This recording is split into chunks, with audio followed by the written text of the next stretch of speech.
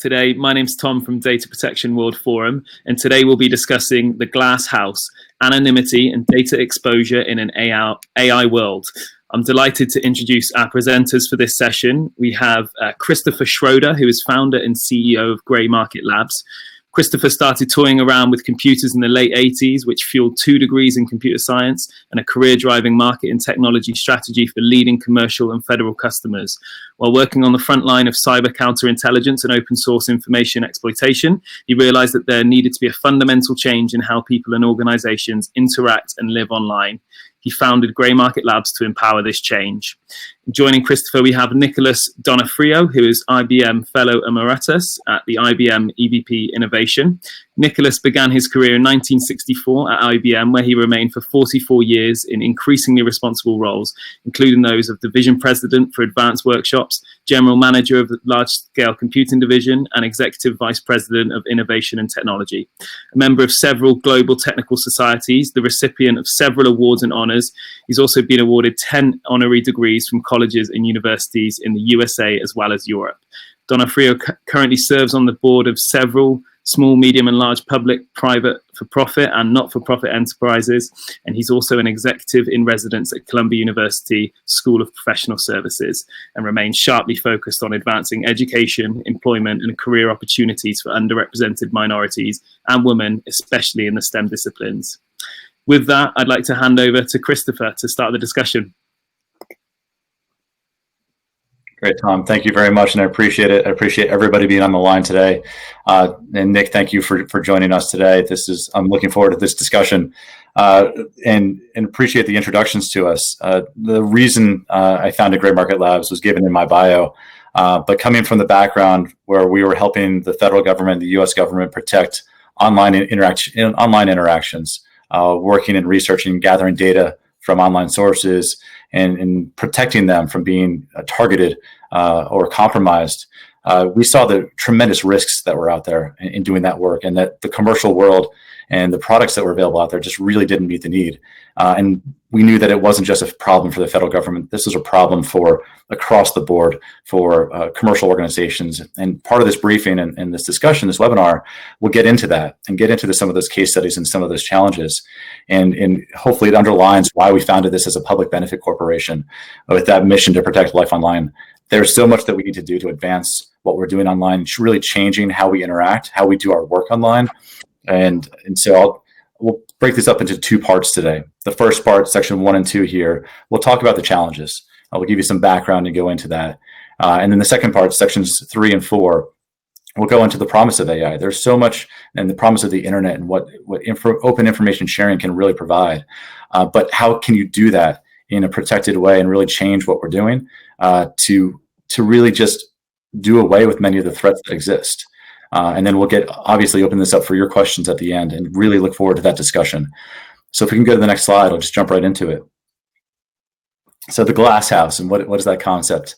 Well, I love this picture, and not just because it's beautiful, but if you look at this house, you see many of the structures that are here in the IT world. So IT has security. So you've got strong walls, you've got strong foundations, you've got doors, locks, potential alarm systems, all those things that get wrapped into security.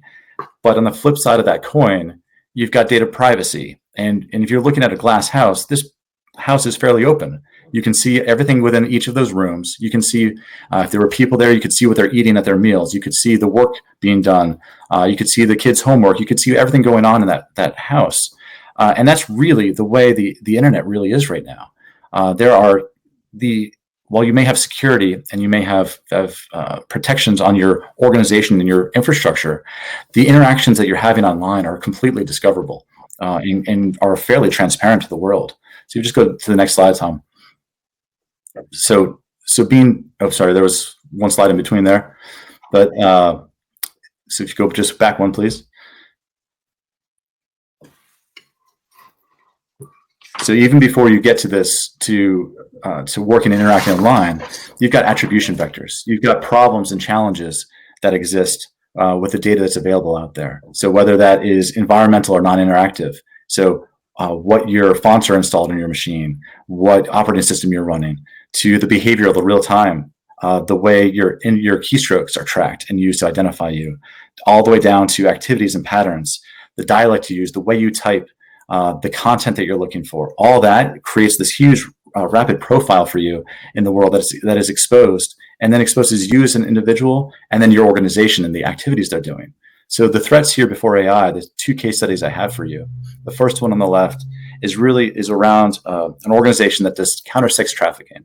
So in 2018, this group was working on disrupting sex trafficking in New York, in Queens, New York specifically. And they were targeting massage parlors. So the first step in that is to do research on those groups and that real estate.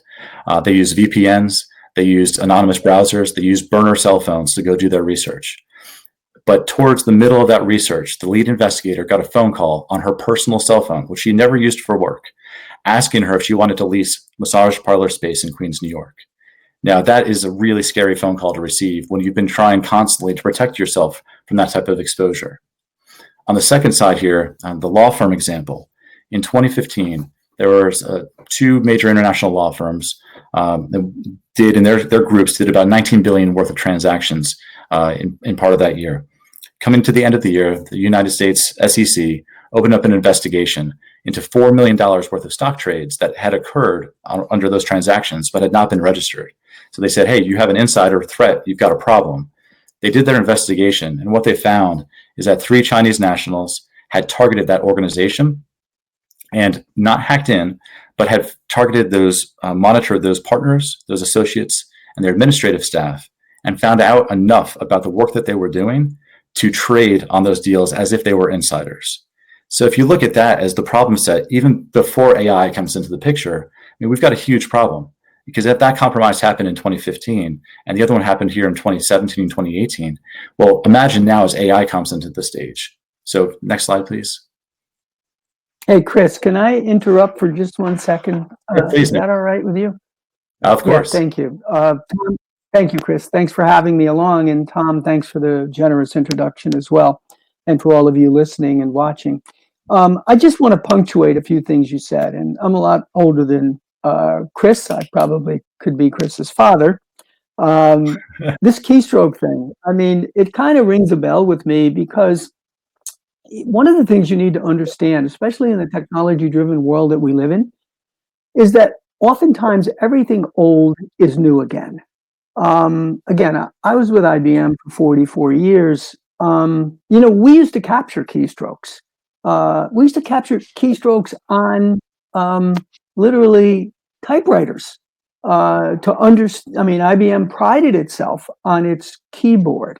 So unbeknownst to people who were using them, we were watching what you did. We, tried to figure out when you made mistakes, why you made mistakes, how could we make it better, how could we improve things, and we clearly carried that forward when we then released in 1980, the IBM PC. So, before AI, as you've said, Chris, people were using these things for other reasons. People were, actually compiling this data, and I'd say at that time it was unknown to people. I don't think the privacy issue was as glaring or as obvious, or maybe the outcomes were as detrimental to people. So I think it's critical that you constantly keep in mind that in this world, everything old ends up new again, and ultimately we are about trying to figure out how bad people do bad things with good things.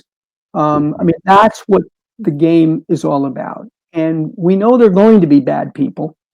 Crooks are just lazy people. And I think we have to be very realistic as scientists and engineers and as technologists about the consequences of the things that we do and the actions, that we take. And keep reminding ourselves that the path to the future is the keys are often there for us in the road from the past. And bad people know that too, not just us. And that should be our accelerant to kind of move forward better, faster than they can, and stay ahead of them, Chris. Yeah, and Nick, I think that's a fantastic point. And especially, as you said, you said, oh, back then they didn't even really know that this was a problem or this was a threat vector. And I think that's still the problem today. So you look at, there's 1,500 plus inside cyber security companies, right? Companies that are trying to protect networks, are trying to protect endpoints. I mean, how many endpoint protection providers do we have out there? And that's great. That's solving a security problem. And there's definitely approaches that are needed for that. But that's not addressing the early stages of this, of the surveillance and the reconnaissance that happens before those attacks, those actual hacks actually get to fruition. And the exposure of that data, that's the problem. And that's the people didn't know about it 20, 30 years ago. Unfortunately, many don't still know about that today. And that's really where I think we need to change that, is we keep building and building and building to try to protect and secure. That makes us less productive. That makes us less likely to have the benefit or the if we want our company to grow. You need to release productivity, release data sharing, enhance that, enable that. The more you restrict it, the less productive you're going to be as an organization. So that's where I think we need to be going. That's the problem with, if they don't know, people don't know about these challenges, they don't have any way to address them. So amen to what you just said, and your social justice example is another good one, Chris. Right? I mean, even again, before AI, before you get highly technical, I mean, bad people can take hold of social media and do very bad things with them in very unsophisticated ways, and they can ruin reputations. They can create obfuscations. I know it's happened to me earlier this year. So I think people need to appreciate the fact that those gaps that exist today need to be recognized, need to be understood, because what's going to happen in the future is we're going to make it easier for you to defend yourself, but we're going to make it easier for bad people to do bad things to you as well. And I think we got to keep that in the back of my mind as we go forward. Yeah, no, for sure. I mean, you said, again, what is old is new again. The same tradecraft that people use for psychological operations in World War I, World War II. I mean, this is not new practice areas. It's the same concepts. It's the same foundational area of study, but now applied with new tools and new technology. And so we have to continue to understand that while in the world wars there was different, the Axis and the Allies each had their own approach to that. It's the same way now in the internet space. And you've got a lot larger of a adversarial set than we did when you're using it with a fixed landscape in a world war. And so we have to be able to not only understand the threat of AI, but the promise of it to help solve that problem. Because we can't, I mean, as a human, you can't understand that landscape. It's impossible to comprehend. So we need to use it as a tool, but also understand the threat that it bears as this tool. So if Tom, you want to get that next slide, it starts to get into some of those technical details, right? So when we talk about what AI can do today, I mean, all right, so what can it really do? Well, the automation of correlations. So we are working within a space where that correlation we talked about of your activity to your organization to data and what they're trying to accomplish, that's happening in a more automated way. And that's not being driven by bad actors. That's being driven by the commercial world. By the data brokers of the world. So if you look at I put 3 examples of 3 startup organizations doing really nice and really good work in the AI space. So AI.ai is really working on autonomous vehicles and making those better. For vehicles to be safe, you have to have these automated correlations. A human is not in the loop and can't be in a loop to have safe autonomous driving. So those algorithms and those models have to continue to learn, because the landscape is always changing when you're driving, and the physical world is always changing. So you have to have the ability to adjust on their own. But now take that image below, and that is an image of a Palantir model. So Palantir just had their IPO, and it is now in the press again for the work that they do. And this was around their Gotham project, and that is the automated correlation for law enforcement. So now this is going on the opposite side of things. So where law enforcement is using a lot of this data to help prevent crime or to address crime. But as you're finding in these databases, these automated correlations are pulling in people that have nothing to do with crime. So you start to have these correlations that are made. And how do you know those correlations are correct? How do you know that? And when you're linking up two pieces of data, you're assuming the model is doing it correctly, but how do you actually know that? How can you prove that? I think that's one of the top challenges. In the more and more automation makes these linkages, you've got to have some way to go back and validate those. Because if you don't, what's gonna happen? That Nick, you were just talking about yourself personally, right? That you were being linked up with some bad activities, had nothing to do with what you've personally done in your life. Well, that's potentially going to happen more and more for many individuals without resources like us of knowing technology and knowing how to address these things. So I see that as a huge problem. The next one over is the explosion of synthetic data. So data right now, primarily created by humans, but if you look at mostly.ai, they are creating synthetic financial data to train their own models, right? So with the regulations, whether you're GDPR or you're HIPAA or CCPA in the United States, you're dealing with regulations on how you handle personal health information, personally identifiable information, what you can do with that. So to get away from that problem, you've got many companies trying to create synthetic data to train these models and to do different things on it. And that's wonderful because it eliminates that problem. But now let's go 5 years down the line when we've used that synthetic data and some of the correlations within that synthetic data that perhaps got created are invalid. And it's less likely within financial data. It's very structured. But what about if you're creating personal medical data that's unaffiliated with an actual person or a human, and you start to make correlations, and you're basing some of your medical research on that, and those start to go down the line of potential issues with there. So that's some of the things we have to worry about. Yeah, Chris, on that point, and of course, you and I are completely in sympathy here on this issue of synthetic data. I don't know that that's as popular a word as it should be. I don't think people understand exactly what we say when we say synthetic data. I mean, they think data is data.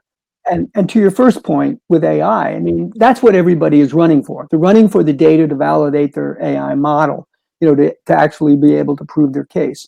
And I say this all the time. In many cases, you're actually running to the problem when you run to the data without understanding the validity of the data. Because a lot of the data that people are feeding you, and in some cases you're actually paying for it, it has a bias in it. You have no way of stripping out the knowledge of how much of it's synthetic. I mean, I'd also argue with you a bit. Even the financial people, as smart as they think they are, make mistakes on a regular basis. I mean, I did spend 20 years at the Bank of New York Mellon. So, I mean, I think this is so important and so vital in many ways as people start to think about these things. Yes, these are things for the good, but you have to keep reminding yourself with every piece of good we do, we have to understand the bad that can that will accompany it. So synthetic data is important. I'm a great believer in models, but you need to be able to prove that to yourself, that it was synthesized, that it was put together, that it's not raw data, and you have to be able to curate the bias, into it or out of it, or else you're going to pay for it. You won't pay for it this year, maybe, but you will pay for it down the road as that bias finds its way into your automation, work, and all of a sudden your correlations are no longer giving you the results you want. They're giving somebody else the result they want, and that's the way you need to think about this, Chris. Yeah, it's the compounding problem. You're building on top of data that has, well, it may have a slight bias in it or a slight error in the data. Compound that over the use of that over multiple generations of algorithms or multiple processing, and yes, you're going to continue to exponentially compound that problem, and then to back up of that and figure out where the problem finally came from. That's going to be incredibly difficult if you don't do something about it from the beginning. Right. And from the beginning. So if you look at the image below there, right? So you've got we talked about the creation of synthetic financial data or medical data. Well, the one below is directly from StyleGAN, right? So the generative adversarial networks used by NVIDIA. And those are to create human lifelike pictures. And the way generative adversarial networks work against each other is one model creates a fake picture, the other model tells you it's fake. And then the first model or the first algorithm creates a better picture, and they keep going back and forth until the detection algorithm says, nope, that's a real person. And then you're complete. It's a wonderful mathematical approach. But that's that problem will never end. There is no solution in that, because you will finally create a realistic image, and the algorithms say, oh, that's no longer fake, that looks real. But then eventually that algorithm will get smarter and will detect that it's fake. So you can't. It's a never-ending game that it will always be trying to detect fakes. And so this is why the problem with deep fakes.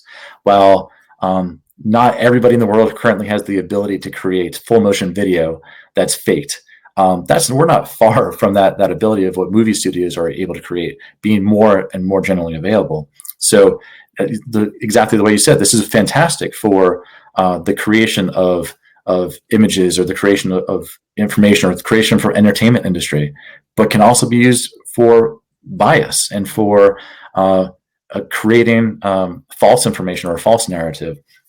And so that's why it's incredibly hard today to detect that this is happening, because it's a never-ending problem. So again, it goes back, I think, to my point of we need to build something different into this process from the beginning to really have a chance of overcoming that issue. So on the last item over here in the third column, so it goes probably supports that point I just made around having transparency and verifiable trust that's currently lacking right now. So I used just one example in this last column here around our current situation of COVID-19, this global pandemic, and we've had a massive push for vaccine and antivirals. And if you look at just where we were 10 years ago in the development of vaccines and where we are today, we have accelerated this process months ahead of schedule because of artificial intelligence and machine learning. It's fantastic. It's a huge help to the global community. And somebody like mental health has been able to expedite those trials to find the appropriate pathways. AI is helping the researchers find the most likely pathways that a medicine or an antiviral or a vaccine will have the most effectiveness. And so that's fantastic. But how about if that data, every one of those models has to be trained off of something? And great, so Stanford provided some data, and some other universities provided some data. The U.S. government, other governments provided data. How do you know that that data is really verifiably true from that organization? You got it. You believe it wasn't affected in transit over to your organization for the vaccine trials. But what if it was? In this case, the least worrisome outcome is that you go down a path that's not viable because your data was corrupted. The worst case is that you really create. You could see this going down a bad path of creating a bad vaccine. I think that's a little bit further down the road where AI is today, of really corrupting that entire process. But right now, you can at the very least, you could waste months going down the wrong path because you were working off of corrupted data. So I see, Nick, as that lack of transparency and verifiable trust as being a huge issue. I couldn't agree with you more, Chris. I mean, I could complement this with a similar story. A few years ago, I sat on a prize jury for Merck Germany.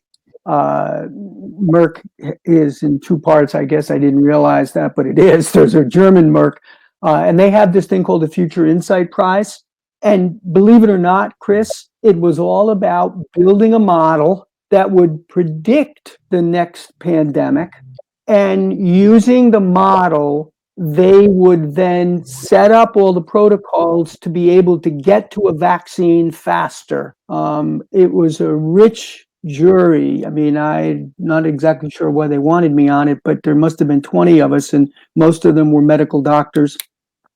We must have had 14 or so great entrants.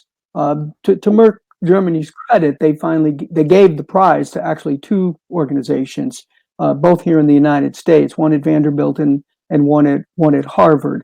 And I've been pinging Merck to see, hey, are they engaged now? I mean, given you spent that money, did you put them to work here on COVID-19? But this is the way people are thinking, Chris, is my point. It's not just mental health. It's everyone is thinking, if I can get a model, I know what's coming. I know it'll eventually happen. where am I going to get the data? How am I going to prove the model? What am I going to do? And can I shorten the time to be able to expedite, the vaccine? I mean, I think the whole goal of this prize that they give an innovation prize every year, was to try to do this, with model and simulation, modeling and simulation. Show me how you do that. Show me where the data came from. And, that very well, that, we've been on a journey for a long time to try to shorten the qualification time for new drugs by using, similar models and similar approaches. But, at some point in time, we're going to break through and we're going to be able to prove that. And the data is going to be even more vital, Chris, because there will be nothing to check it. I mean, the checking will have to be done on the way in, not on the way out. Because on the way out, it'll be an injection in your arm. So I can't strongly enough support what this issue of transparency and verifiable trust is about. It's the model and it's the data, and being able to prove that will greatly improve, life for us, especially as we experience it here, real time, with COVID-19. Yeah, absolutely. And so, some of my past history, we worked on the avian flu modeling, and my job at that time was our lead came to us and said, "Hey, what can we do from an open information perspective to try to model where avian flu is going?" And so the spread of H5N1 at the time, and this is really was around. Okay, we know we're going to have a spread of disease at some point. And so what can we do about it? How can we predict given the data? And what we found is the same problem that I think is going to be coming up is the data and the collection of that data from open sources. There's lots of sources out there, but getting that data in a clean and clear way is incredibly challenging, right? The collection of that data is always, you can go get it, but then getting it into a format that you need to really do something with. This is the crux of the challenge there. So even when you do get a data set that is structured and you believe is clean and verifiable, okay, well, great. Now what can you do with that? And how in the future, that somebody else that's building off of the model that you created. So we all created these historical models that are potentially relevant to COVID-19 today. How do you know where my data models came from? Right. So how do you know what Chris Schroeder used and my source data and where I got that from to trust what I created is relevant to what you're doing today with COVID-19 of what I did with avian flu 12 to 15 years ago. And you need to be able to trace that back. And if we can't trace it back, then great. Then we're just redoing the same work over and over and over again. And that would be incredibly frustrating, I'm sure, for most of us. But it's just holding us back. It means that, okay, this is the first global pandemic in a long time that's actually had the impact that it's had. It's not going to be the last, unfortunately. Right. So how do we keep models now that we've created in this learning? How can you then pass that forward? And I think that's really what we want to do is how do you be able to build and be able to then trust what you built upon? Hopefully you're gonna save us all from ourselves, Chris, right? Well, we all have to work on this, but I think we've got. If you go to the next slide, I think that's really where we're going to next in this conversation, right? So we're saying AI is a threat, right? Well, okay, is it really a threat? I think it's both sides of that coin, right? So if you flip to the next one, so what can we really do about this? Because I think go one more slide. The promise of AI. I mean, this has the ability, and this is the second half of what we wanted to talk about, is what is the promise? So while I understand the threats and understand what's going on in the world, I really think that we're at an incredible point in time in AI has got the potential to be one of the greatest tools that we've ever had at our disposal. And Nick, as you said earlier, it can be used for both good and bad. But the good that we could potentially have coming from this is mind-boggling, and it's really exciting to be able to see what we can potentially do here. From the massive discovery, the automation that can happen, reducing the cost. I mean, let's say we apply AI to global energy and be able to reduce the cost of that and really get some of that research flooding down the path. Well, now you solve so many of the world's problems. I mean, that's what's really exciting about this. Can we really accelerate problem solving in our lifetime? And I think we can. And so I just would like your thoughts as before we jump into potential solutions. Yeah. What are you seeing as the positive side of AI, and where we can take this and where we can be going?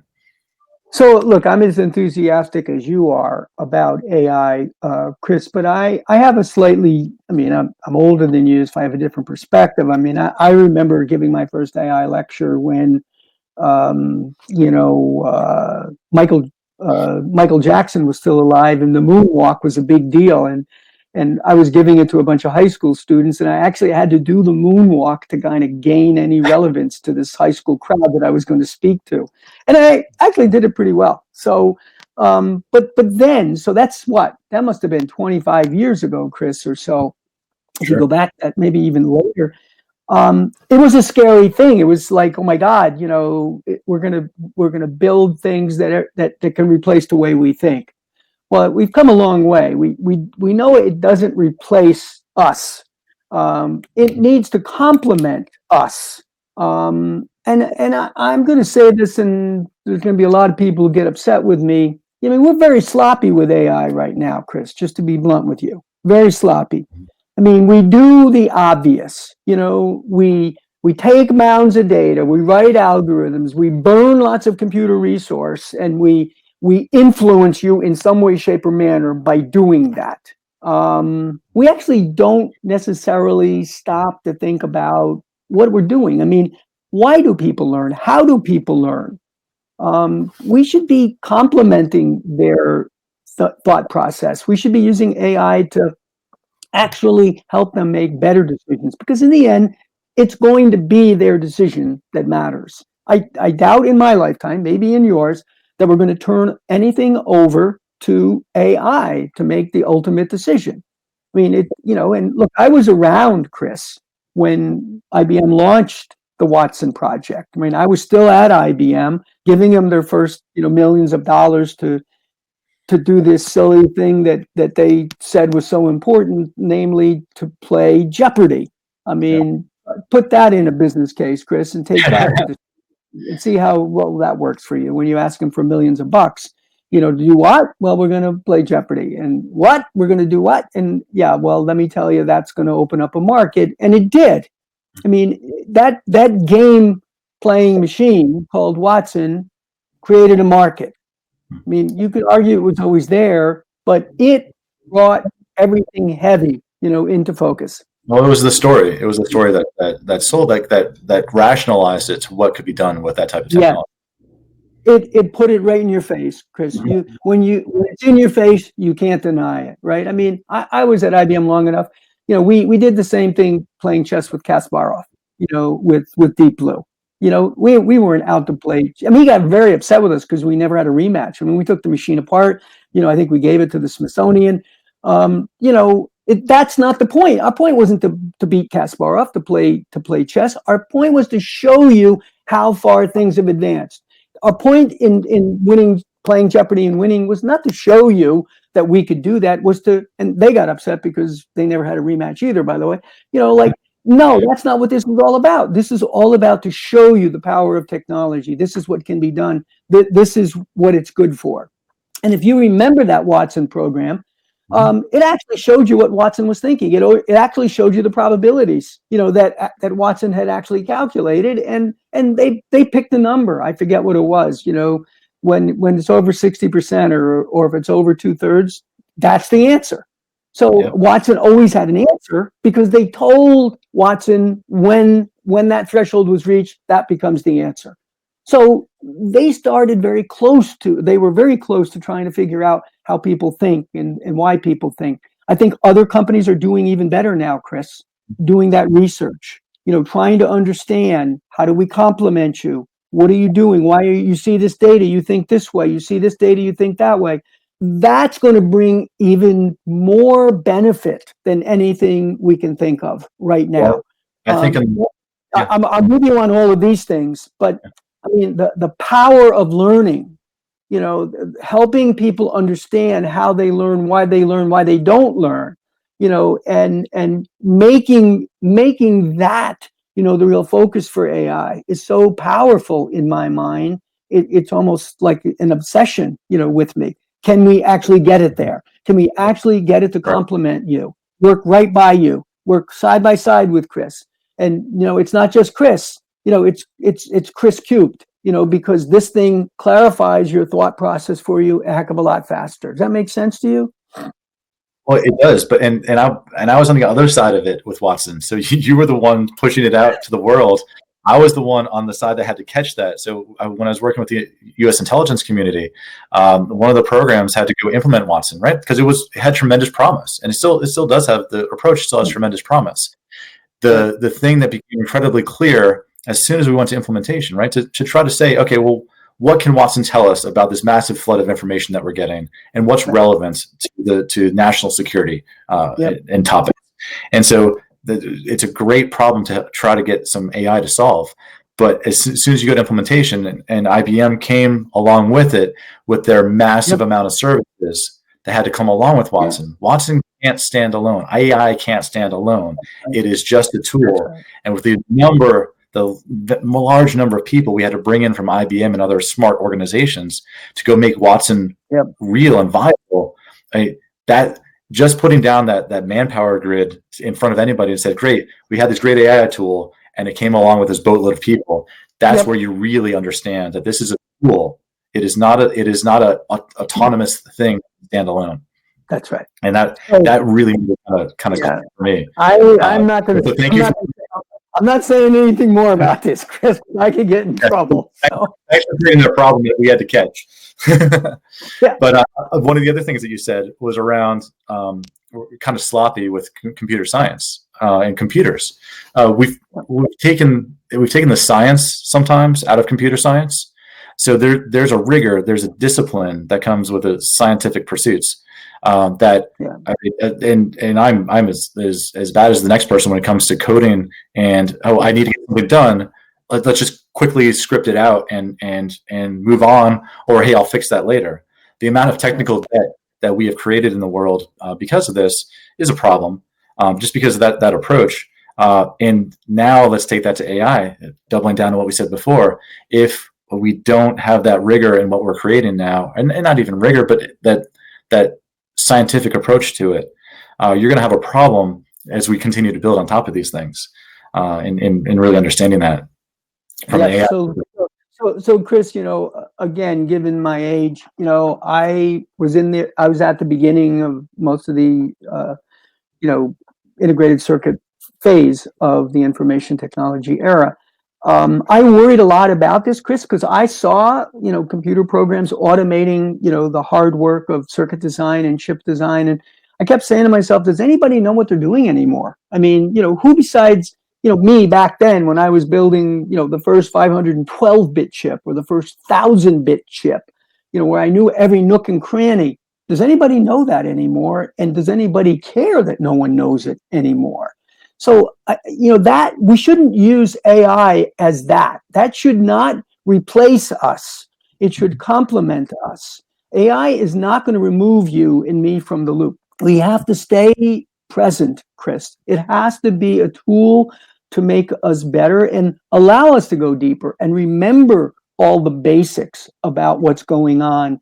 You can't pass it off on, it's not my fault, that lousy algorithm you gave me didn't work, or the data that, you shoved through that algorithm to prove its case, didn't work. I mean, the burden falls on us in the end. It's you and me.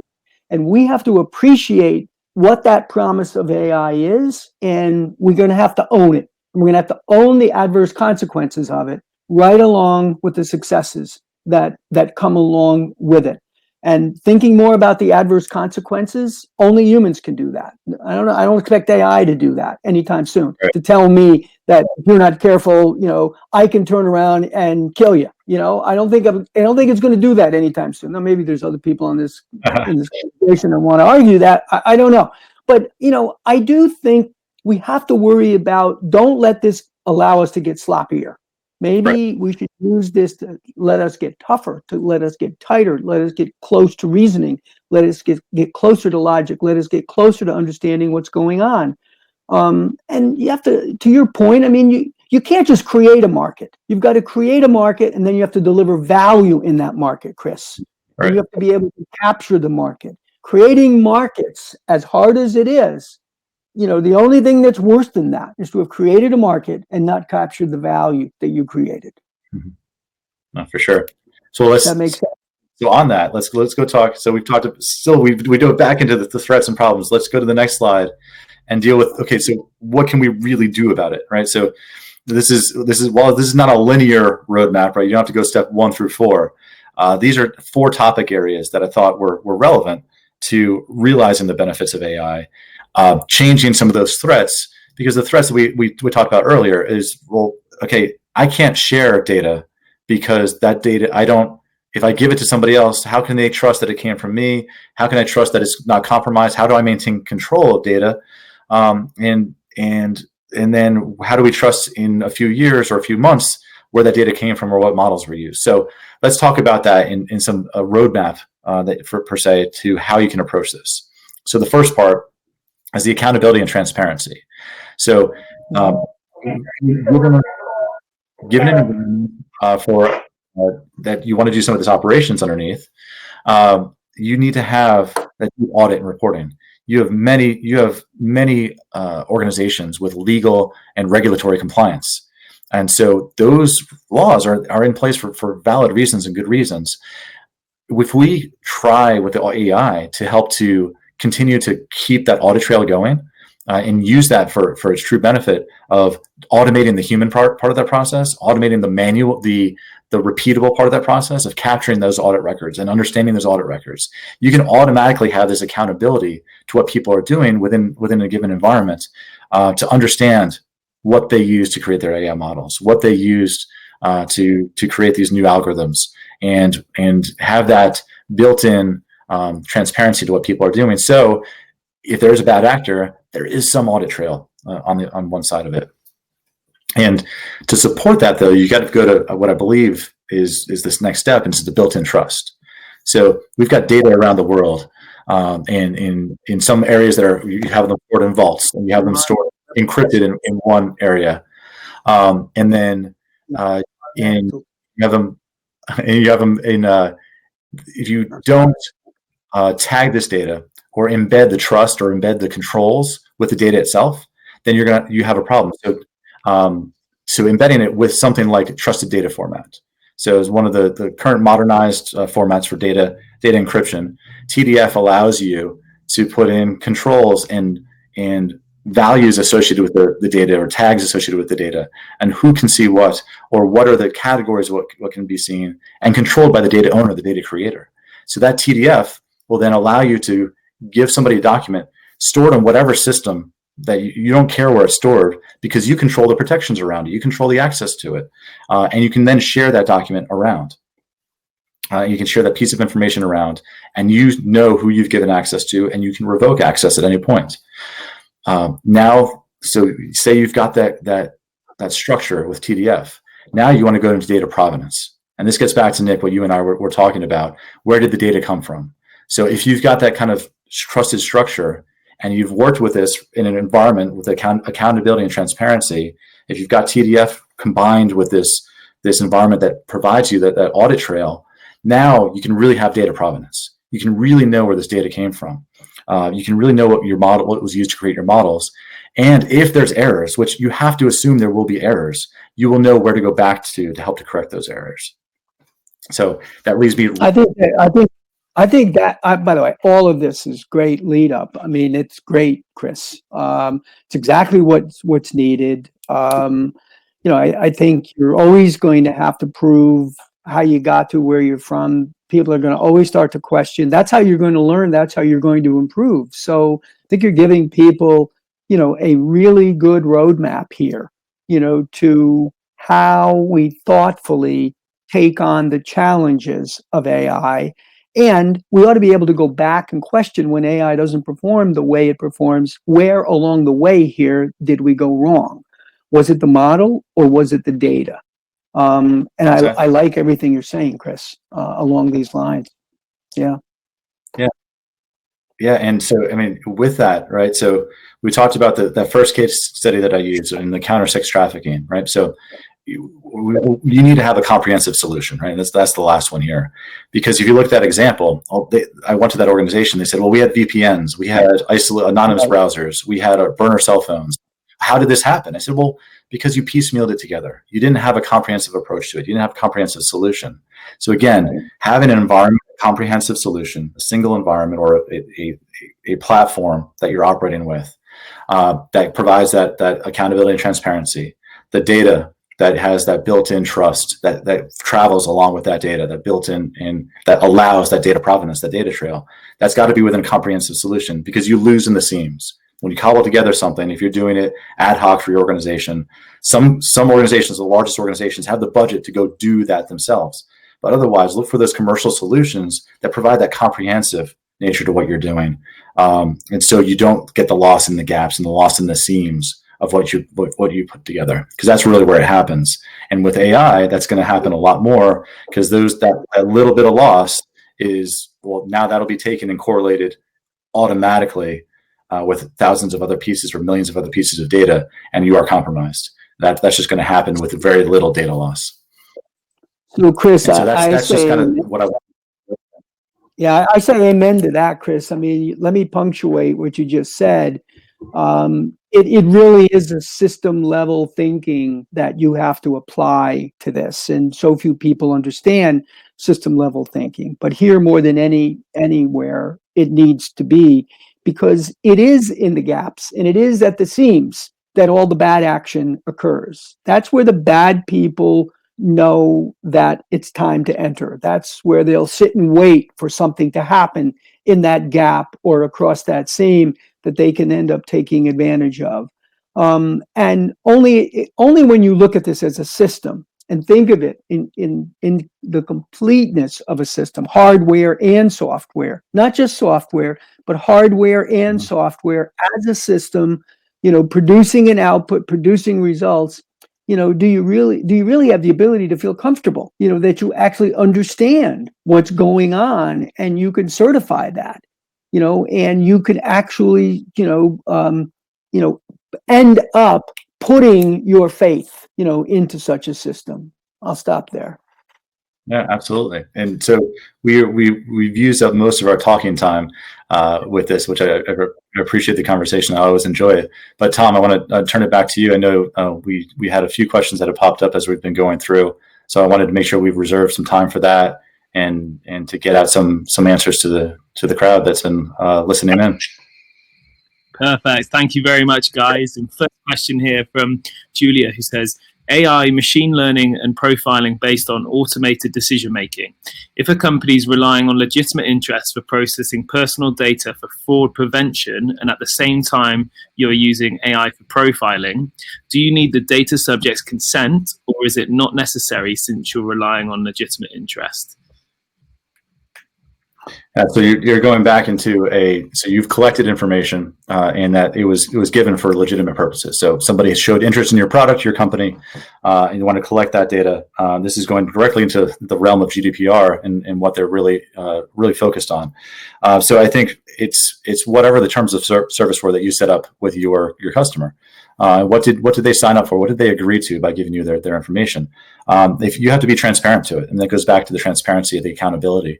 If you said that it was going to be used for these purposes, I think just in general, privacy policies have been legalized to no end, and makes it hard for a normal person to read through that and really understand what's happening.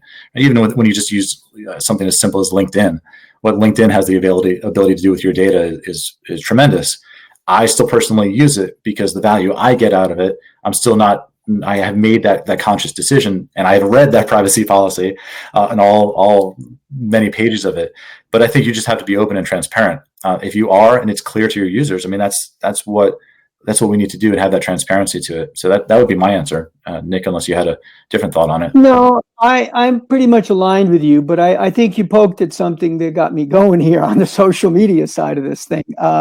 I think there's a reckoning coming there with respect to all the data that they have and what they do with it. I don't think that's a done deal. in my mind. I think the United States is a little bit behind Europe. Europe's very forward-looking on a lot of these things with GDPR and regulations of that nature. I've often said, and I didn't even know what I was talking about when I said it, but the opposite side of security is privacy in many ways. And we've done a very poor job of giving people the technology they need to protect their own privacy. It's coming. There are going to be things to do that. So yes, to the answer to this question, be open, be transparent, presume nothing, be very forthright with what you're doing and question whether or not you have a right to use it. I'll stop there. Okay, thank you guys. Next question. How do you ensure that you're not bringing in data that's dirty? So how do you validate someone's model, AI, and data? All right, so there's 3 different things in there, right? You validate their model, validate their AI, and validate their data. If you don't, in the previous slide where you showed, if you don't have that built-in trust, if you don't have the structure in place and are not operating in an environment that's a collaboration environment with that other entity, it's very difficult. You'll have a lot of work ahead of you to make sure that there is some verifiable trust there. And I could see in the future, right? So even given a single environment or a single platform to deal with, where you can share information in a trusted way and have that verifiable trust baked into that platform, right? Because as a computer scientist and a developer, I want to make sure that I make that as easy as possible for end users and for customers, right? You need to make sure that is not something that you need a computer science degree to do, that is something that any organization, any company can do, and any level of person within that organization. So that's on us as a community to make sure that that's easy to do. But I could see that there is some need in the future for whether it's clearinghouse or a third-party organization that is verifiable trust and puts that tag on an organization or an entity within these platforms, within these environments. So you have that review, that external review that just supports the accountability and transparency to it. So you need that. So right now, if you wanted to verify somebody's model, okay, well, you've got to run it yourself at this point, and potentially run it with another data set to see what results comes out. Because unless you have some other pre-existing relationship with that organization, it's very difficult to really know what you're getting and what the results will be you're going to get out of that AI or that algorithm. So I agree with what you just said, Chris. I think just to push it a little bit, use the scientific methodology, just as Chris says, prove it yourself. You said it's true. This is what you said it does. I want to do it myself. I think ultimately we all have to feel like we're going to be held responsible for this. Just as here in the United States, the SEC is now starting to hold boards and CEOs responsible for cybersecurity issues and breaches, and holding them in fiduciary responsibility. They're going to be holding somebody in fiduciary responsibility for models, for data, and for AI. And you need to start thinking that way now. So I'm all aligned with Chris's thinking around, you have got to verify. Presume, fine, it sounds good. Let me try it myself. I want to run it myself. Use a proof of concept. Use a proof of value. Twiddle it yourself. Get them to take their hands off it and make sure you're comfortable that you know what you're doing. There's a lot of ways, Chris gave you several, to prove that make the data valid, find out its pedigree, its provenance, curate it. There's a lot of ways for you to do that, and you can do the same thing with models. So, but in the end, if you're going to accept this, the responsibility is going to be yours, and that's the way you need to think about it. Okay, thank you guys. Next question. How does security and privacy go across borders? So if you're talking about global borders, national borders, we will talk a little bit about the legal side of that, right? Because you've got varying regulations, and I think GDPR and CCPA in the U.S. that is good for consumers, right? It's a first step in the process for consumers. But the reason I founded the company and started down this path, just where I'm spending the majority of my time, is that's the one step in that process, but it's really not addressing the problem, right? So the problem is organizationally, how do you share information? How do you collaborate and work on information in a protected way? And that has to cut across borders. In my world, there's no such thing as national borders in the internet, but that comes into legal and data sharing. But when you have this type of environment I talked about, where you can have this built-in trust, that has to be based on entities. And I really, that if that entity is German or Spanish or South African or US based or wherever else in the world, if you've got that verifiable and built-in trust into your system and what you're doing, then that shouldn't matter which national organization they're coming in with. Now, as laws start to catch up with that concept, then you're going to have to start to keep that in mind. And there still is data sharing regulations you have to comply with, and that gets built into a rules engine. That is almost a straightforward process. It may be a very complicated and long process to do that, but it's actually a straightforward process to take those laws, embed that in what you're doing, and kind of start to put that into some sort of rules engine per se. But I think as you're talking about security and privacy across borders, it's something that if you're doing this right, that should be embedded in the level of trust you're putting on your data in that environment you're working with.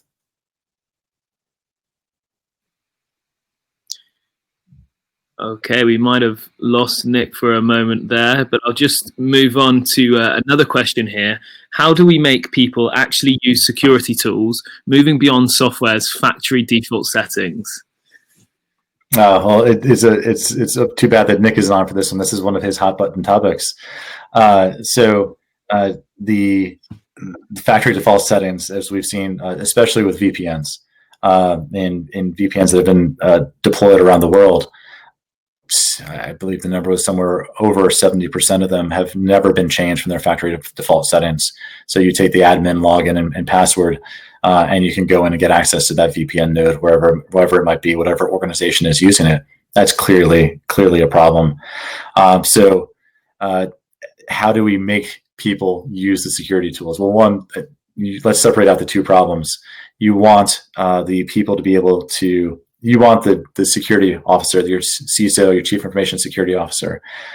You want to enforce, hey, let's move beyond factory default settings. Let's take some first steps when that comes into our organization to make it at least changed once into something that's not publicly known or publicly available. That's step one. That is the security side of that problem.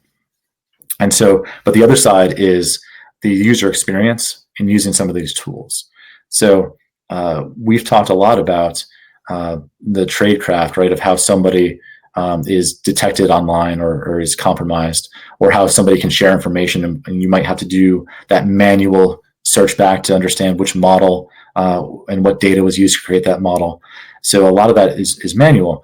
We need to make that more transparent, and where if a user logs into a system, we give them that fully configured data science environment to start with that has all those techniques and trust baked into what they're doing. That is, again, one of those things that I say, ask better from your technology community, your technology vendors, the ones that are out there. Make that baked into what you're receiving when you're buying commercial products. And don't just to take what you're given, ask for better. I think that's a big thing we need to ask of the community, is to be able to make sure that we're getting more out of the technology world that helps make our users' lives better and easier. Because great, I've got a computer science degree. My team all has their own degrees in that field, but we shouldn't expect anybody in the world or any of our customers to have that background. They have to have knowledge and awareness, but let's make it a lot easier for them. And that's kind of the biggest foot stomp for me, is let's make it easier for our users in the world. Okay, thank you, Chris. And we've got time for one final question here. Do we have Nick back on? No, I think unfortunately he's dipped out. Raw data sets are not as protected as it could be because it is seen as unimportant. This data is actually extremely important for research. How do we shift the mindset for raw data to increase its importance? Oh, for sure. So I think that's a big part of what I put in the beginning of people need to understand the threat that's there, right? So this goes back to the beginning of when you're looking at information and working online, there's that raw information out there. what can people discover about you? And many people say, well, I don't really care. Like, I don't care that I'm using social media, or they don't care that I'm getting free Google accounts. I love the value that I'm getting from that. And that's fine for individuals. But again, this is why I focus on organizations. The threat to the organizations is so tremendous that they need to understand that most of their employees don't care about privacy and data privacy. And that is one of the top threat vectors now for organizations. The more engagement your organization has in TikTok, or your employees have in TikTok or Facebook, and I'm poking at social media, but really any internet engagement, any apps that are on their phone, this is all proliferating that raw data out to the world. And it's the correlations, the automation of that correlations, that is making the threat to your organization. So you have to understand that your employees may not care about that, but you as an organization have to. You have to understand that threat vector. And there's ways to simply and now today to address it. You just need to take those steps. And taking those steps today will reduce, from this point forward, is a proactive approach. That roadmap that I gave is a proactive approach to addressing this, to reduce the amount of information that's out there that could potentially compromise your organization or your organization's most sensitive activities. Hey, Chris, can you hear me now? I can. You're back, Nick. Yeah. So I actually was there. I could hear you. You just couldn't hear me. So I quickly rebooted. I'm just going to punctuate what you just said, and just remind people this has all been created for the good, and you got to keep looking for ways that it can be compromised, because that's our responsibility as socially responsible engineers, scientists, and technologists. We have to remember that everything we do for the good can be used for the bad, and we have to stay one step ahead of that. I heard Chris use the example about, nobody ever changes their factory default settings, on their software. I mean, that doesn't require a new internet. That just requires people to do what they're supposed to do, to get engaged, to think, about things, in a holistic system, end-to-end fashion. So my last wish of you, or my last hope for you all, is to continue to take it seriously. I know it sounds like it's daunting from time to time, but there's great people like Chris and his company and many others like them out there who can help you figure out how bad things are going to happen as you try to do good things, and then you can correct whatever you're doing so that those bad things don't happen. But don't be naive. They're going to happen unless you deal with them, unless you take responsibility for them. We didn't do it for that reason, but that doesn't mean that bad people who are generally lazy people and are looking for the easy way out aren't going to find a way to compromise us and take advantage of us. So I wish you all tremendous success. I ask you all to be safe and to stay healthy. And I'm done, Chris and Tom. Thank you. Yeah, I appreciate it, Nick. Thank you. Perfect. Thank you so much, guys. What a fascinating discussion that was. Unfortunately, all we've got time for. So I'd like to thank our audience for joining us and to our presenters for this session. We hope to speak with you again very soon, and you can always rewatch the webinar on demand at any time. We'll send that link out via email. Thanks again. Talk soon. Bye-bye, all. Cheers. Thanks, Bye now.